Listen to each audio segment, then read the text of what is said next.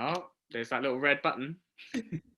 Hello, everybody, and welcome back to HJ Goes Lives. Goes Lives. I've messed it up already. Yeah, that's all right. I'm Akeisha. I'm digital editor here at Hairdressers Journal, and we're joined today by the wonderful Lloyd Court. Thank you for joining us, Lloyd. It's all right. It's been amazing. How are you today? Yeah, really good. I'm really happy about being back to the salon. It's amazing. So how long have you been back now? 2 weeks-ish? Yeah, I mean, it feels like 5 years. Yeah, it feels like we've just had an absolute hammering. But yeah, it's been 2 weeks.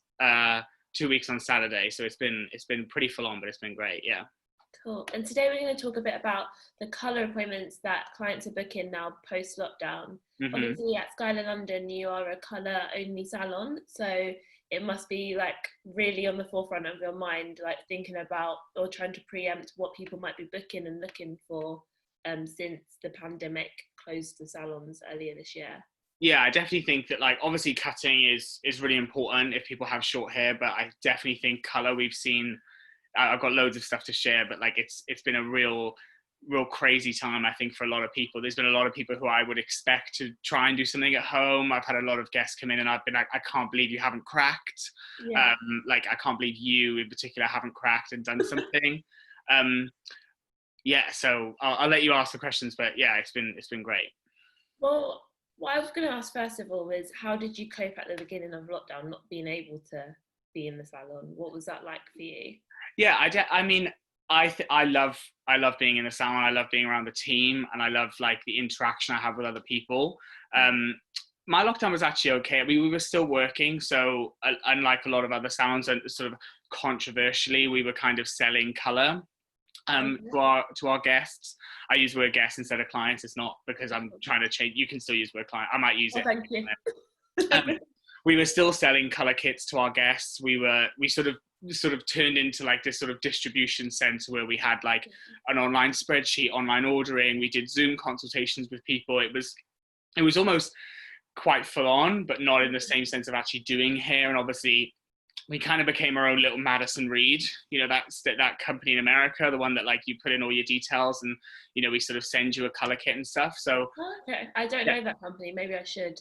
Yeah, it's kind of like it's like you send them pictures of your hair, and then like they have colorists who like are on the computer and they like send you like pre-made color kits. They're kind of the same thing, but obviously it was like the whole like we basically had like no bowls, no color, because at the beginning we didn't really think it would take off as much as it did.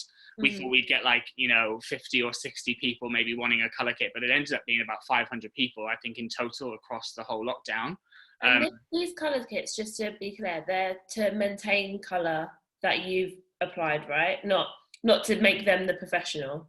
No, of course. And I think, you know, I think there was a lot of discussion at the beginning of like, what should we do? Like, and I think in a normal situation, like I wouldn't want to sell like professional color or any type of color to someone to do at home. I wouldn't encourage it. But as a color brand, like Skyler London has always been quite open with the idea that like, you know, the hair color at home industry is worth financially a lot more than the professional market. And there's a reason for that. And sort of like, we weren't selling it really cheap. We were selling it at sort of quite a higher price, but it came with the quality of like being able to talk to someone on hand. Like my number was on there, like we did Zooms and things. So it wasn't to put the guests in the professional stance. And I almost think there was a little bit of negativity at the start from some of my like peers and things about like, oh, people are going to not like it. But at the same time, it was actually more about building that relationship with the consumer that we have. So we did have a few that we'd never met, like people who were like, oh, my salon is doing this, so would you want to do it? But most of them were people that we already knew, like friends of ours, like guests that have been coming to us since we opened. Like, you know, so I think it was more like, there is no other option right now, so this is the only option that we can do, you know? Yeah, and so you weren't, because one of my questions was going to be, as you are a colour-only salon, like, were you worried? That must have been a worry for yourself at the start of lockdown, that people would attempt to do something at home and botch it. I think, I feel like there's sort of a few different type of people. I think there were some people who were like, oh, I just absolutely am never going to touch my hair myself. There were some who were like, oh, I'll give it a go. And there were some who were like, nah, like, give it to me and I'll just do it. It's easy. So I think like you kind of have those three different types of people. I was worried in the start, in the sense of like, there were a lot of like, listen, you know, everyone's their own, but there was a lot of hairdressers doing hair outside. Like, there was a lot of things happening, and I was just worried that like someone's hair might get messed up. But as you know, like on Instagram, I'm very open, and I was doing all the live streams on our social channels and stuff. So we were very open, like, talk to us, like speak to us if you have any concerns, like please get in touch, please email, please call. Like, we're here to talk with you if you have any concerns. So I wasn't particularly worried that we weren't sort of communicating that to the guests. It was just like a worry that, you know, someone would like, for example, I don't know if I froze there. Sorry. For example, we had one guest who bought like a highlight kit. We were sending out like capped highlight kits, and she didn't read the instructions, or what, because we were doing a Zoom tutorial as well, like every Thursday. So we were kind of talking them through like what's in your box, how to do it. We showed them step by steps. Me and Sky did it on ourselves to show them, you know, all that kind of stuff. And there was one woman who just didn't use the highlight cap and just like mixed it up and put it all over her head. And then it obviously, so yeah, there were like one or two like sort of, have you had to manage a lot of color corrections? Obviously not from the ones that you like the kits, but just in general. Yeah, I think obviously my personal clientele is quite loyal, and like I was very open, like they know I have quite an open communication. But yeah, in the salon we've definitely had people who are like, oh, my hair's gone too dark, or my hair is, you know, it's not the right color, it's not sort of the right thing. So yeah, I mean, I think the word, like controversially, I think the term color correction is way overused in the industry right now. I think like people with like roots like this, and they're like, oh, it's color correction, you know, you're like, it's just like big fat roots, you know.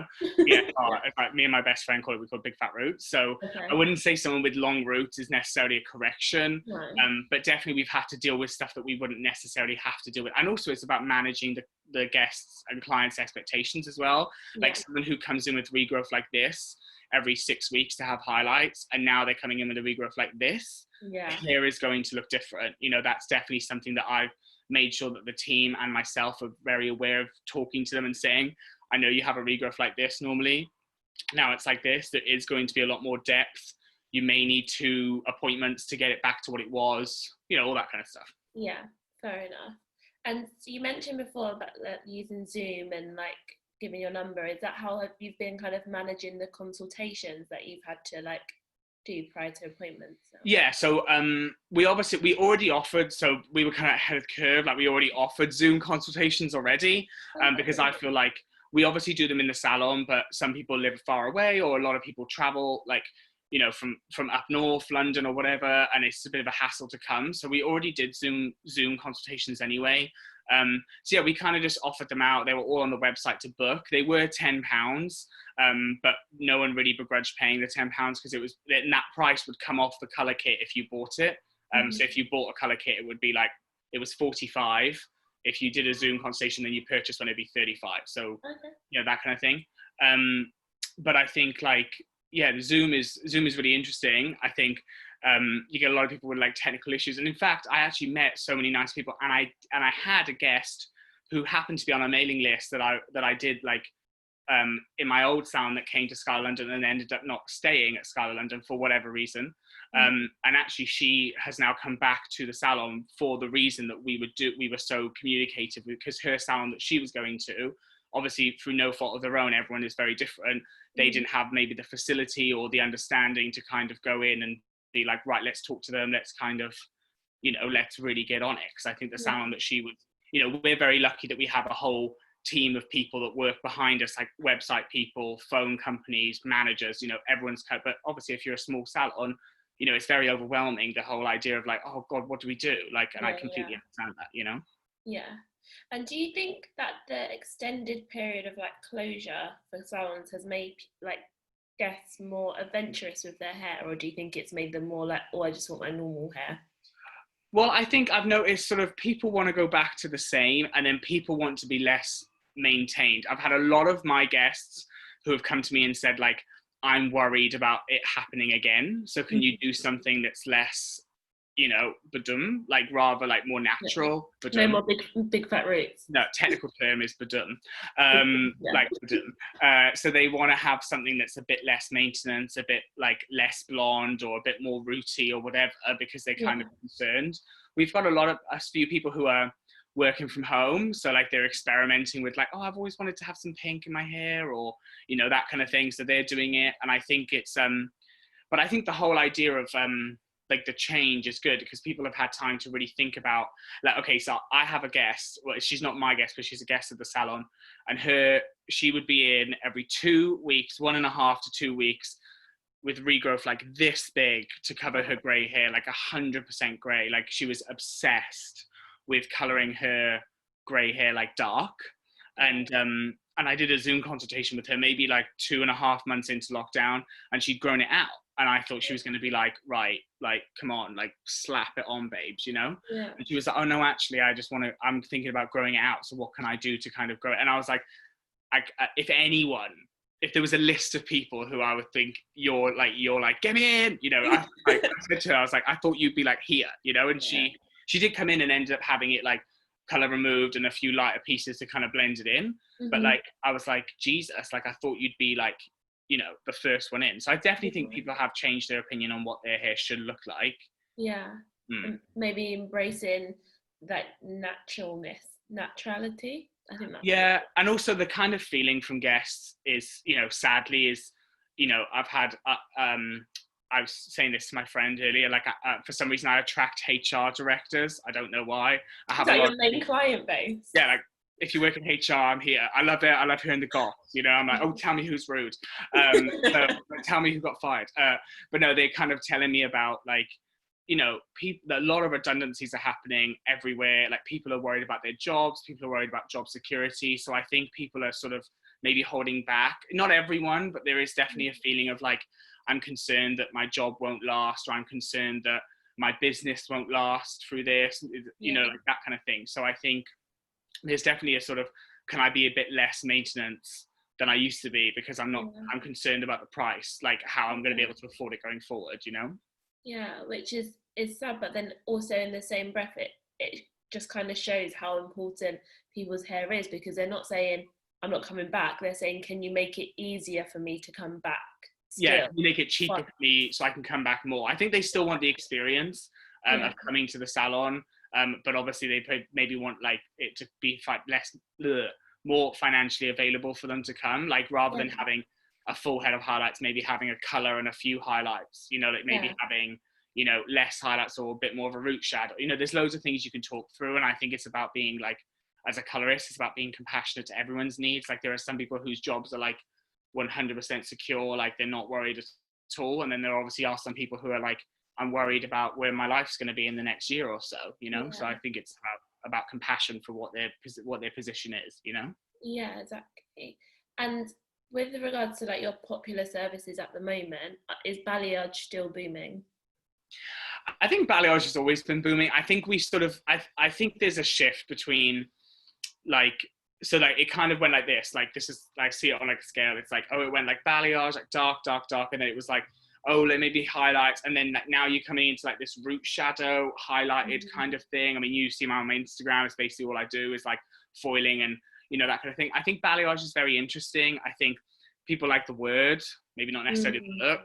A lot of blonde clients will come in and like have like really mega blonde bleached highlights every 6 weeks. And they're like, I'm thinking of a balayage thing, and they just don't understand what it looks like. But I do definitely think that, you know, I definitely think low maintenance is in fashion, like at the moment. I think like something that's not so bright, something that's a bit more soft, and it's something that people don't necessarily need to come in and get it done again. Like a lot of my blonde guests who have foils and they have root shadows, like they used to come in like 6 weeks for foils, 6 weeks for foils, whereas now they're like 6 weeks for foils, 6 weeks for a toner and a treatment, then the next 6 weeks is more foils and then retoning it and stuff. So I definitely think people are trying to be a bit less. There are some who are like, I want to, you know, like me, I'm like, slap it on. But there are some people who are like, no, I'd rather have something a bit like less maintenance. So I definitely think low maintenance is in fashion. That's the buzzword, low maintenance. Low maintenance. Yeah. Lived in is the buzzword. Lived in. Yeah, like, you know, like that, like sort of Edwards and Co, the Australian blonde girl, you know, with like the little dark roots, you know, that's what totally. At the moment, you know what I mean? I can't wait to be an Australian blonde girl. Yeah. Me either. It's my dream. Please, someone give me a few foils. A lot of inspiration, whether we like it or not, comes from Fashion Week and Fashion Month.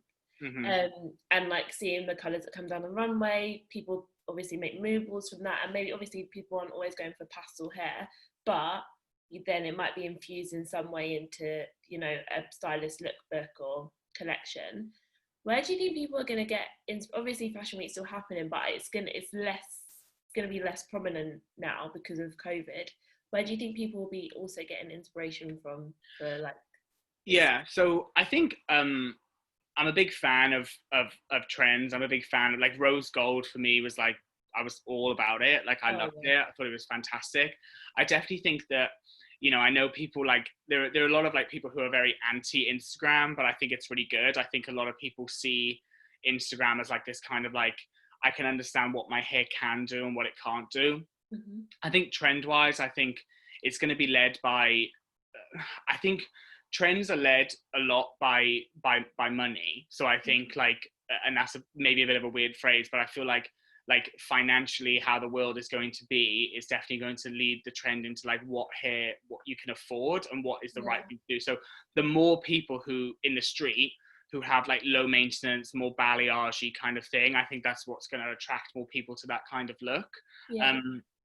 I'm also a big fan of, like, because I think people come in with this concept of what their hair looks like and and it's really important. Like, my first question when anyone ever shows me a picture is, what is it? What is this picture? Why are you showing me this one? Like, why is it not this one? Why is it not this one? You know, what is it about this? And, you know, is it the fact that it's not? Do you know what, you do practice what you preach. Sometimes people don't, but you actually did ask me that when I showed you for my hair. When I did your hair, I said, what is it about this picture that makes you like it? Because like, I had someone yesterday, hasn't coloured her hair in 6 years. She's a friend of one of my guests, and she brings me in this photo, and it was, you know, it was a screenshot of a video, and I was like, what is this? Like, what is it about this picture that you like? You know, because I think people hear the word balayage, and like sometimes they come in and they say, can I have that balayage thing? And I'm like, do you even know what you're talking about? Like, do you know what it looks like? Balayage. Yeah, balayage, or, you know, biolage. And I'm like, but I think it's exciting that people want to try something new and see something new in their hair,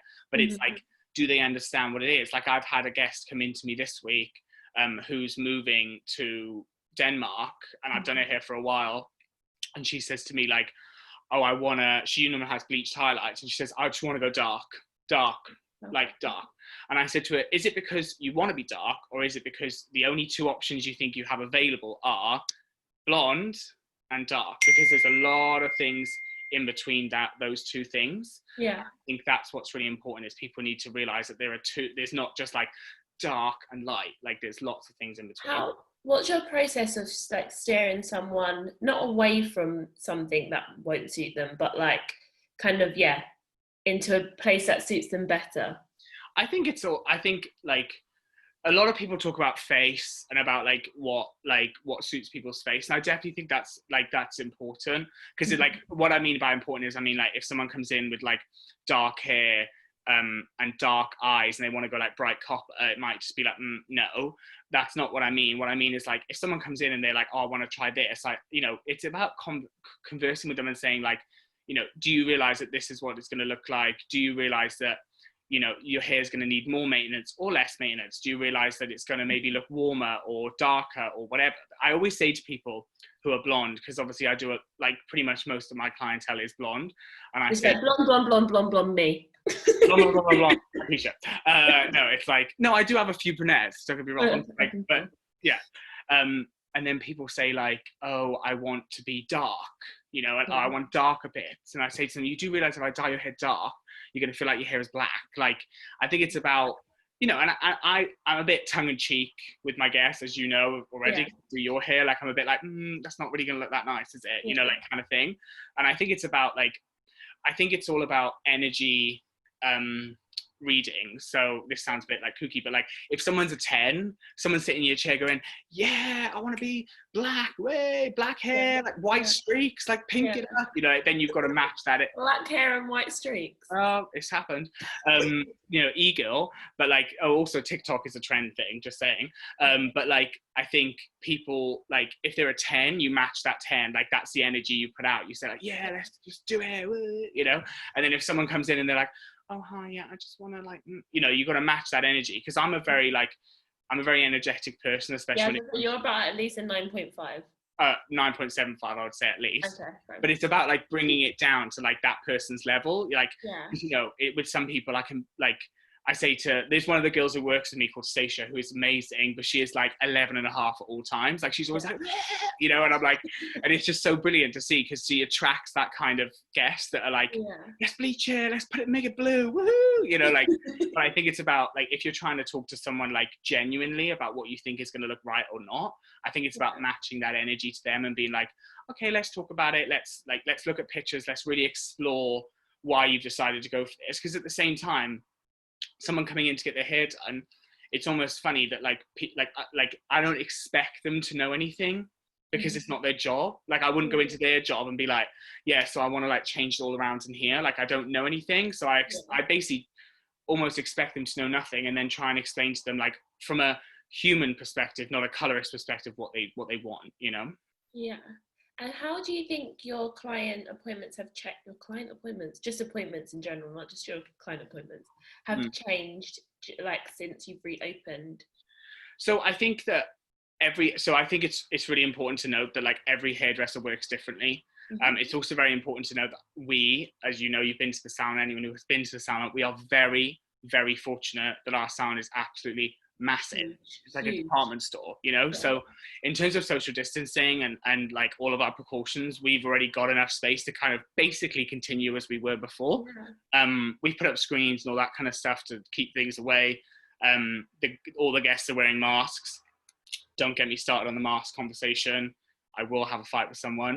But like you know, I think it's important that everyone's wearing masks, the visors and all that stuff.